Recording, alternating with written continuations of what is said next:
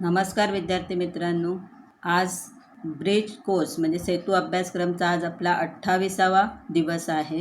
आज आपण types of क्वाड्रिलॅटरलमध्ये पॅरेलेलोग्रॅम आणि त्याच्या प्रॉपर्टीज अभ्यासणार आहोत. पहिल्यांदा पॅरेलेलोग्रॅमची डेफिनेशन पाहू आपण. A quadrilateral having opposite sides parallel is called parallelogram. आता ही डायग्रॅम आहे क्वाड्रिलॅटरल ABCDची. यामध्ये AB त्याची अपोजिट साईड आहे DC. या दोन्ही साईड्स एकमेकांना पॅरलल आहेत. AD आणि त्याची अपोजिट साईड आहे BC. या दोन्ही साईडसुद्धा एकमेकांना पॅरलल आहेत. अशा टाईपचा जो क्वाड्रिलॅटरल आहे त्याला पॅरेलेलोग्राम असं म्हणतात. मग रेक्टँगल हा सुद्धा पॅरेलेलोग्राम आहे, स्क्वेअर हा सुद्धा पॅरेलेलोग्राम आहे, रॉम्बस हा सुद्धा पॅरेलेलोग्राम आहे. त्याचे प्रॉपर्टीज काय आहे बघा. फर्स्ट प्रॉपर्टी आहे measures of opposite angles of parallelogram are equal means opposite angles are congruent. आता अपोजिट अँगल कोणते आहेत तर अँगल A त्याचा अपोजिट अँगल आहे C हा कॉन्ग्रुएंट आहे. हे दोन्ही अँगलची मेजर्स इक्वल असतात. अँगल B आणि अँगल D या दोघांची मेजर्स इक्वल असतात म्हणून ते कॉन्ग्रुएंट आहे. दुसरी प्रॉपर्टी आहे length of opposite sides are equal means opposite sides are congruent. Opposite sides कोणत्या आहेत AB त्याची अपोजिट साईड आहे DC.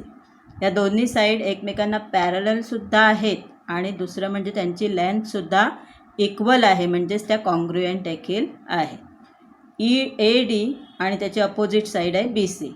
या दोन्ही साईडसुद्धा पॅरललसुद्धा आहेत आणि कॉन्ग्रुएंटसुद्धा आहेत. तिसरं आहे diagonals of parallelogram bisect each other. हे पॅरेलेलोग्रामचे डायगोनल्स आहेत AC आणि दुसरा डायगोनल आहे BD. हे दोन्ही डायगोनल एकमेकांना बायसेक्ट करतात. बायसेक्ट करतात म्हणजेच एका डायगोनलमुळे दुसऱ्या डायगोनलचे दोन इक्वल पार्ट्स तयार होतात. जसं आता इथे BM आणि MD असे दोन इक्वल पार्ट्स तयार झालेले आहेत डायगोनल BDचे. तसंच AM आणि CM हे दोन इक्वल पार्ट्स तयार झालेले आहेत डायगोनल ACचे.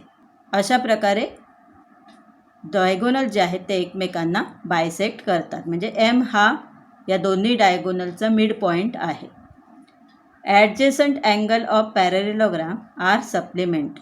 ॲडजेसंट अँगल म्हणजे कोणते अँगल आहेत तर A त्याचा ॲडजेसंट अँगल आहे B.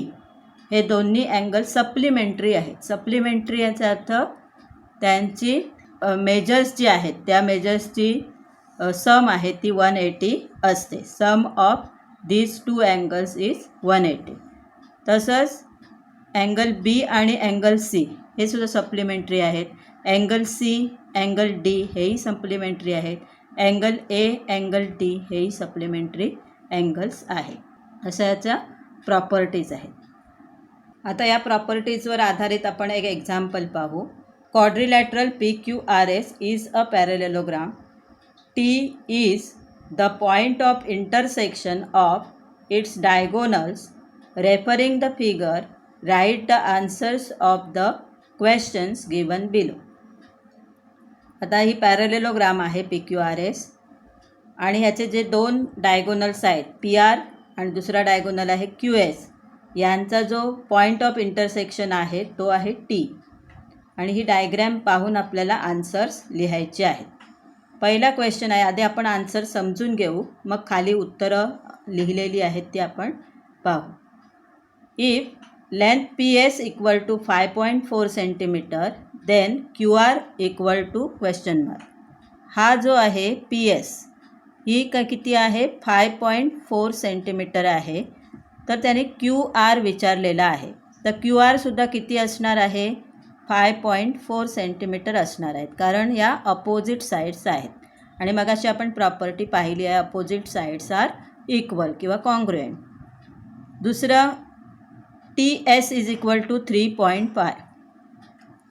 हा जो QS डायगोनल आहे त्याचा हा एक पार्ट आहे 3.5 सेंटीमीटर TS. तर त्याने QSची लेंथ विचारलेली आहे. तर हा TS 3.5 सेंटीमीटर आहे, तर हा QS त्याच्या डबल असणार आहे. म्हणजे 2 × 3.5 इक्वल टू 7 सेंटीमीटर तो असणार आहे. त्याच्यानंतर थर्ड क्वेश्चन आहे, in parallelogram PQRS if measure of angle QRS equal to 118 then measure of angle QPS equal to question mark. आता कोणता QRS दिलेला आहे. QRS हा जो अँगल आहे, या पूर्ण अँगलचं मेजर 180 आहे. तर त्याच्या अपोजिट अँगल कोणता आहे, QPS आहे. QPS हा त्याचा अपोजिट अँगल आहे.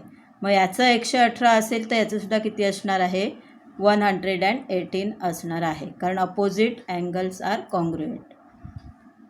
फोर्थ क्वेश्चन आहे, म्हणजे पहिल्या क्वेश्चनमध्ये 2 क्वेश्चन सब क्वेश्चन आहेत, हा दुसरा क्वेश्चन आहे. आणि आता तिसरा क्वेश्चन आहे, in parallelogram PQRS if measure of angle SRP equal to 72 then measure of angle RPQ equal to question mark. SRP हा जो अँगल आहे हा 72 दिलेला आहे आणि आपल्याला विचारला SRPQ किंवा QPR हा जो अँगल आहे त्याचं माप विचारलेलं आहे.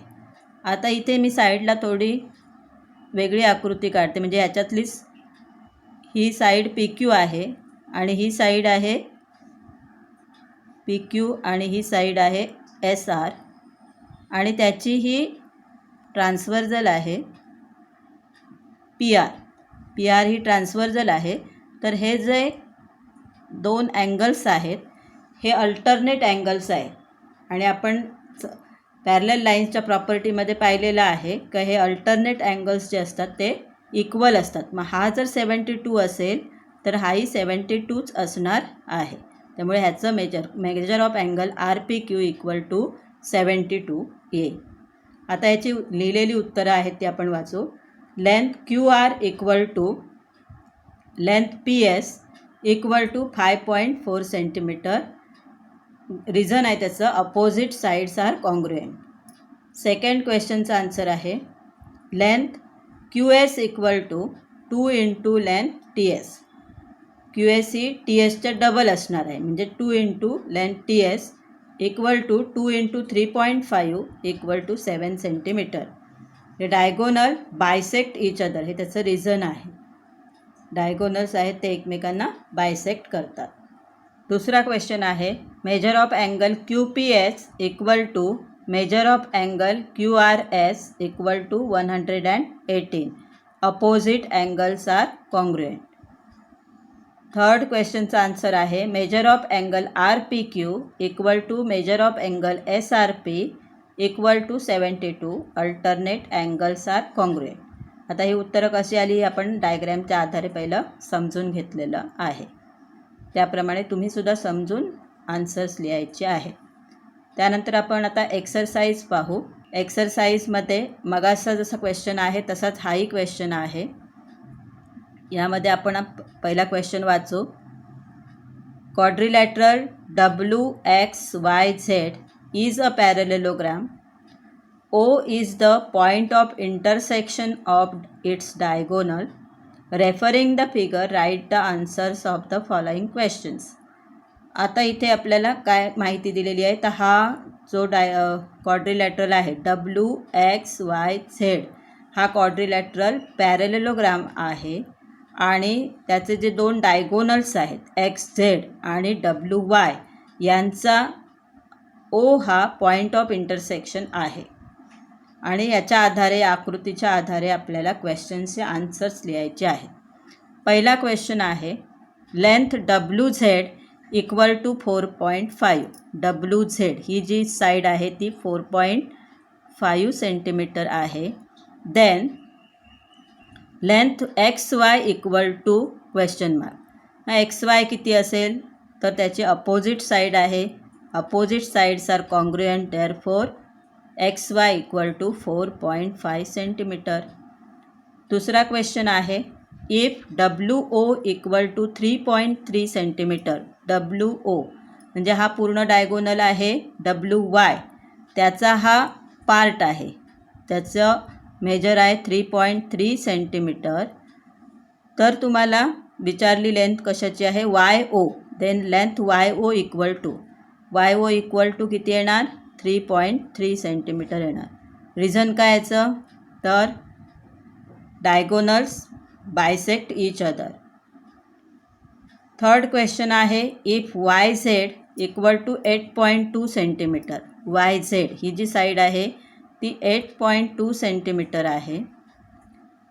देन लेंथ XW ही जी लेंथ आहे ती किती असणार आहे, तर YZची ही अपोजिट साईड आहे, म्हणजे ती सुद्धा 8.2 सेंटीमीटर असणार आहे. If OX equal to 6 centimetre, OX हा दुसरा जो डायगोनल आहे XZ त्याचा हा पार्ट आहे, OX equal to 6 centimetre. Then OZ equal to, याचं पण लेंथ किती येणार, 6 सेंटीमीटरच येणार. पुन्हा कारण तेच येणार, diagonals bisect each other. If measure of angle WZY equal to 120, WZY म्हणजे हा जो अँगल आहे याचं मेजर आहे 120. Then measure of angle WXY equal to how much, WXY या अँगलचं माप किती येणार, दोन्ही अपोजिट अँगल्स आहेत म्हणजे त्यांचं माप येणार 120 डिग्री. अशा प्रकारे ही आपण आन्सर फिगरच्या आधारे समजून घेतली आहेत. आता ती रिटर्नमध्ये पाहू. In parallelogram WXYZ, length WZ equal to length XY equal to 4.5 centimetre. Reason आहे त्याला, अपोजिट साईड्स आर कॉन्ग्रुएंट.